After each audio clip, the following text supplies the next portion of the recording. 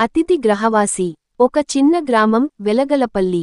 అక్కడ రాత్రిళ్ళు నిశ్శబ్దంగా ఉండేవి. ఒక్కసారి ఆ గ్రామం ఆకాశంలో ఊహించలేని వెలుగులు కనిపించాయి. ఆ వెలుగుల మధ్య ఒక వింత వాహనం భూమిపై దిగింది. అది రకరకాల రంగులతో మెరుస్తూ ఉండింది. ఆ వాహనం నుండి ఓ చిన్న, గోధుమ రంగు శరీరంతో, పెద్ద తల, మెరిసే కళ్లతో ఉన్న జీవి బయటకు వచ్చాడు.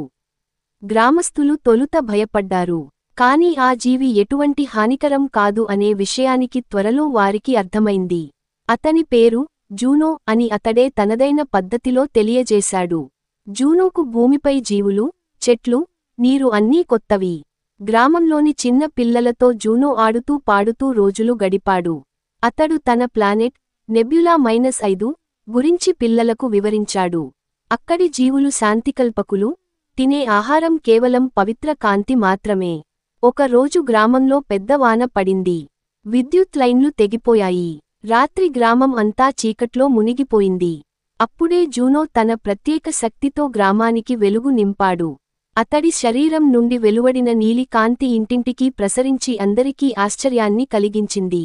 గ్రామ పెద్దలు జూనోకు ధన్యవాదాలు తెలిపారు. కాని జూనోకు తిరిగి తన గ్రహానికి వెళ్లే సమయం వచ్చేసింది. గ్రామం నడుమ అతడి వాహనం మళ్లీ ఆకాశంలోకి ఎగిరిపోయింది. కాని జూనో, చిన్న పిల్లలకు ఒక చిన్న పాఠం చెప్పాడు. మీరు భూమిని ప్రేమించండి, జంతువులను కాపాడండి.